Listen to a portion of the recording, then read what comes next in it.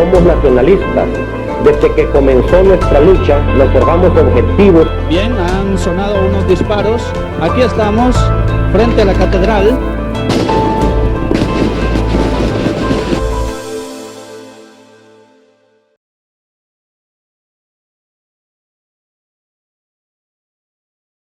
Mi nombre es Germán Cerros Echeverría.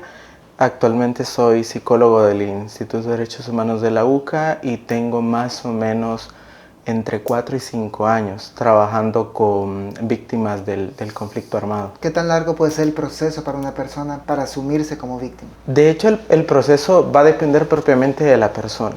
Sí, cada quien sabe el ritmo al que va, cada quien sabe si avanza, si es atropellado, si es a paso lento, pero cada quien sabe especialmente cuánto tiempo va a durar. Ahora, lo que sí hemos comprobado nosotros en el transcurso del trabajo es que el proceso va despacio, especialmente porque en el trabajo personal la gente ha avanzado mucho con sus propios recursos, pero actualmente como que el Estado no te está propiciando espacios para poder hacer ese mismo trabajo, ¿verdad? Lo importante acá en el proceso psicosocial tiene mucho que ver, primero, reconocerse como tal a cada persona que vivió la experiencia como víctima, especialmente porque cada quien fue lastimado, fue herido, de una forma ya sea física, psicológica o por diferentes formas. Pero después de reconocerse como víctimas viene un proceso bastante arduo, que es el de reconocerse a sí mismo como sobreviviente. Y esa creo que es la parte más dura y más difícil del trabajo psicológico, porque reconocerse a sí mismo como sobreviviente significa que existo acá, estoy parado en este momento, en esta fecha, y doy gracias de haber sobrevivido a una experiencia traumática como esa, a un hecho y delitos de lesa humanidad que por ende pasaron la muerte de muchas otras personas. Hay personas que dieron la vida por nosotros, pero yo me reconozco a mí aquí y ahora como una persona que sobrevivió a todos esos hechos. La discusión que hemos estado escuchando en este momento es sobre daños físicos, ya sea pérdidas materiales, heridas, lesiones, pero nunca sobre la parte emocional. Sí, lo que pasa es que es muy evidente darnos cuenta que una persona es víctima cuando tiene una lesión, ¿sí? Cuando físicamente es visible los daños que te causó la guerra, pero en el fondo hay muchas heridas que no se logran ver, que fueron resultados de la guerra. Por ejemplo, familias que se separaron, que ya no están juntas, familias que fueron forzadas a separarse, como lo es el caso de los niños que secuestraban en la zona de Chalate, personas desaparecidas que hasta la fecha no sabemos dónde están, no sabemos si podemos encontrar sus restos o si en realidad están en algún lugar, pero son heridas que vas viendo poco a poco en la relación que tenés con las personas, y ahí es donde entramos en el trabajo psicosocial, cómo las personas vinieron a reestructurar sus relaciones con otros, pero que esa estructuración de las relaciones tiene mucho que ver con lo que pasó en la guerra. Relaciones como la desconfianza, activaciones muy evidentes como lo son en el tema de las pesadillas, en los recuerdos recurrentes, en los estados de alerta constante que las personas han pasado. También muchas personas desconfían altamente en las instituciones del Estado, y no quiere decir que muchas instituciones están haciendo mal su trabajo, ¿verdad? Simple y sencillamente vienen también una cola del estrago de la guerra en donde la gente dejó de confiar en el Estado mismo como tal. Para algunos, una ley que garantice el olvido y su posterior perdón y olvido es suficiente. ¿Esto es una decisión que puede tomar el Estado o tiene que ser una decisión de los sobrevivientes, de las víctimas? El Estado puede propiciar una política pública, una ley que pueda propiciar un espacio de comunicación de la memoria, un espacio en el cual las personas puedan tener procesos libres de justicia como tal. Pero la decisión de perdonar, la decisión de reconciliarse con el Estado, con la sociedad, la decisión de seguir adelante, solo la pueden tomar las víctimas. Yo no puedo crear una ley la cual le obligue a las personas reconciliación, perdón y olvido, porque son facultades inherentes del ser humano como tal, y solo el ser humano tiene derecho de hacerlas. Algunos diputados dicen, ya se les hizo un monumento, ya está, sí. Ya se les construyeron casas, ya están en una lista de pagos de bonificaciones o algún tipo de reparación económica. Ya está. En su momento quizás la compensación o la retribución o el monumento físico en su momento pudo reparar, o en su momento la gente que los hizo pensó que iba a reparar, porque no sé hasta qué cierto punto consultaron a las víctimas si eso les iba a reparar su daño. Pero aquí hemos olvidado mucho que el ser humano es muy complejo, muy diverso, y que cada cuerpo, cada persona tiene como una expectativa y una necesidad para ser sanado, una necesidad para poder perdonar, para poder seguir adelante. No todos van a estar contentos con un monumento físico, ¿sí? Algunos quieren algo más simbólico, como lo que es la verdad, y la verdad puede ser múltiple, ¿sí? La verdad puede caber en cada una de las personas y puede ser diferente como tal, pero las personas, y lo hemos consultado mucho con las víctimas, es que ellos necesitan, además de todo eso que es físico, todavía la gente siente la deuda de la memoria, una memoria que fue escrita por los vencedores, los que tuvieron la oportunidad de escribir la historia, que no son muchos, porque la gente de la comunidad, de las comunidades empobrecidas, los que de verdad vivieron la guerra, no tienen ni siquiera un espacio propicio para contar su memoria como tal, y otras sí, económicamente hablando, en la postura política y en el posicionamiento que tuvieron toda la facilidad de poderlo contar. Pero allá abajo, en las comunidades, hay gente que todavía cuenta cosas que en ningún libro se puede relatar. Eso en la memoria de las comunidades que no tienen la oportunidad de verbalizar lo que pasó, pero aún más la memoria de aquellos que ya ni siquiera la pueden contar, porque nunca vamos a saber la memoria de los desaparecidos, de los que fallecieron en los enfrentamientos, y que ahí está la mayor parte de la verdad de lo que ocurrió en el conflicto. ¿Verdad es parte entonces de este saneamiento psicosocial? Claro, no solamente significa llegar a sentarse a un escritorio, platicar con ellos, hacer terapia de reconstrucción cognitiva, de sensibilización sistemática. Tiene mucho que ver con el trabajo comunitario y cómo volver a restaurar las relaciones entre las mismas comunidades.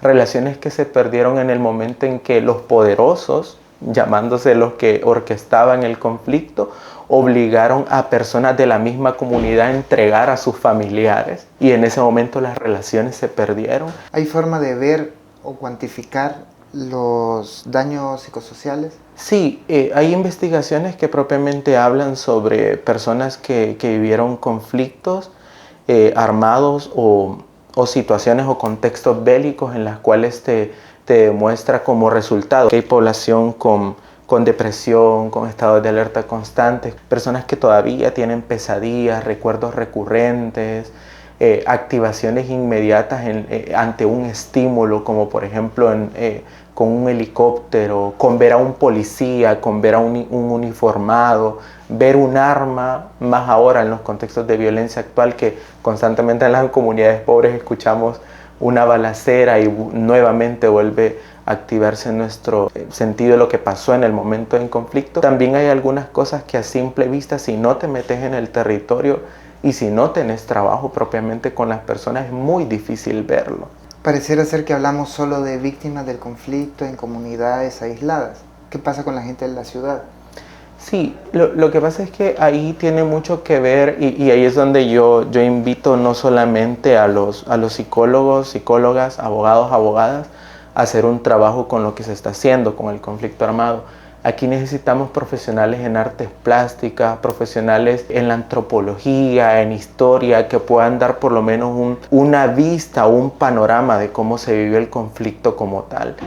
Y no solamente tener la vista jurídica, que muchas veces es hasta cierto punto busca reparar a las personas, pero también no sabemos si las leyes como tal están construidas psicológicamente hablando o socialmente humanas para con las personas. Es por eso que cuando hablas con diputados que están viendo la nueva ley, términos como revictimizaciones, ¿cómo que lo estamos revictimizando? Lo estamos escuchando. Claro, cuando yo siempre lo voy a decir, y quizás esto va a sonar muy duro, cuando vos tenés un líder político que tiene muy poca formación, si no es que nula, o hasta cierto punto desconoce totalmente cómo se debe trabajar con las personas que resultaron víctimas de hechos violentos, es más fácil decir cuidado con revictimizar, pero estudios, ¿sí?, en otros países, en otros contextos que han sido muy similares a los nuestros, nos han demostrado que hablar sobre la memoria, hablar sobre la historia, más que revictimizar, que no es eso lo que está haciendo, permite dejar que la vida siga adelante. Pero fuese mucho más sanador preguntar por un familiar aún sabiendo dónde se encuentran los restos. Es mucho más fácil y mucho más reparador contar la historia cuando hay todo un panorama que propicia la verdad como tal. Y en ese momento la verdad deja de revictimizar. Estaba leyendo un estudio colombiano en el que se habla de cómo las mismas comunidades reconocen que la falta de salud psicosocial no solo mantiene, sino que agudiza esa victimización que ellos sufren.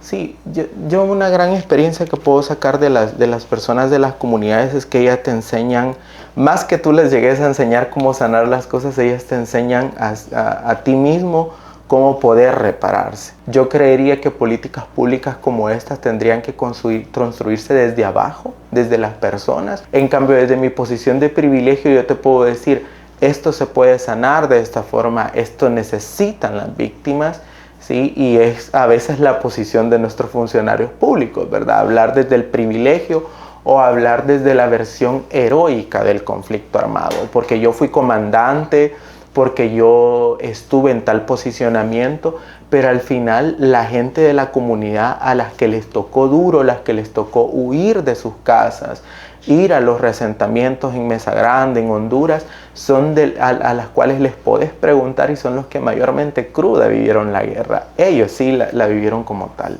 ¿Por qué crees tú que la gente que ha sido víctima de hechos de la izquierda casi no habla de esto?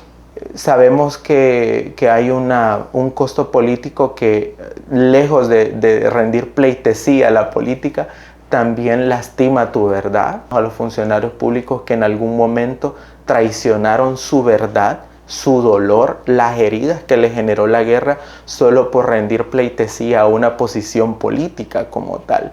Pero esa fue la decisión que tomaron ellos, ¿sí? Pero esa no tiene por qué ser la decisión de las comunidades, porque la gente de las comunidades pide otra cosa. La gente de las comunidades pide que se sepa la verdad independientemente de cuál haya sido el bando el que cometió el hecho. La pleitesía extrema hacia una posición política, tarde o temprano te termina lacerando tu memoria, o por lo menos habría que revisar qué parte de la memoria es la que estás expresando. Si es la versión heroica que cuenta cualquier líder, ya sea de la izquierda que estuvo en las comandancias, o si en realidad han sido capaces de contar lo duro que les tocó vivir, porque ahí en los líderes tenemos muchos de los que fueron afectados física y emocionalmente por la guerra, pero no sé hasta qué sentido o en qué momento comenzaron a olvidar esos ideales humanos para convertirlos en ideales políticos que terminaron traicionando su memoria como tal. En El Salvador no existen estudios sobre los daños psicosociales del conflicto. De parte del Estado no existe. Sí. ¿Cuánto puede tardar esta sociedad en sanarse psicosocialmente del conflicto armado? Porque algunos dicen ya pasaron 30 años casi, así que ya estamos. Aquí, después del conflicto, se instauró un sistema autoritario de silencio, un amordazamiento de la memoria, prácticamente como dice Eduardo Galeano en algún momento, a la memoria la secuestraron los poderosos. Es bien difícil decirte cuánto, porque hasta la fecha yo no te podría decir si después de los acuerdos de paz, ese momento en el que se pudo haber trabajado el tema del trabajo psicosocial se pudo haber dado, porque inmediatamente se firmaron los acuerdos de paz, a la memoria la secuestraron por la noche y la obligaron a estar dentro de un baúl con una ley de amnistía, y le obligaron a toda la gente a callar sus voces, como lo hicieron en algún momento en el conflicto armado. Y aquí tenemos ya no un ejército o una policía nacional que te mataba si vos hablabas sobre la verdad, sino algo peor, una ley que no te permitía hablar sobre lo ocurrido en un tribunal como tal. A pesar de que hay un contexto de derogación de ley de amnistía, mientras no exista una política y una ley que permite y propicie un espacio de justicia para las víctimas del conflicto armado, yo no te puedo decir que pueda existir un proceso sano para comenzar este tema. Después de eso, te podría decir que pudiera ser el comienzo del trabajo psicosocial como tal. Terminamos el conflicto, pero sumamos violencia social, Correcto. pandillas, terremotos, inundaciones, sigue habiendo, se va sumando a esa carga pesada psicosocial, vamos sumando nuevos hechos. También es muy difícil trabajar con las personas que vivieron en el conflicto armado porque ellos no solamente andan acarreando tantos años de impunidad, tantos años en el que ni siquiera tuvieron una apertura del Estado para poder hablar estas cosas, sino que encima vienen los estragos de la misma guerra, que son los temas de pandilla, violencia actual, que lejos de decir que el trauma del pasado se instauró en el presente, es como decir, la gente sigue utilizando los mismos recursos simples para poder solucionar problemas.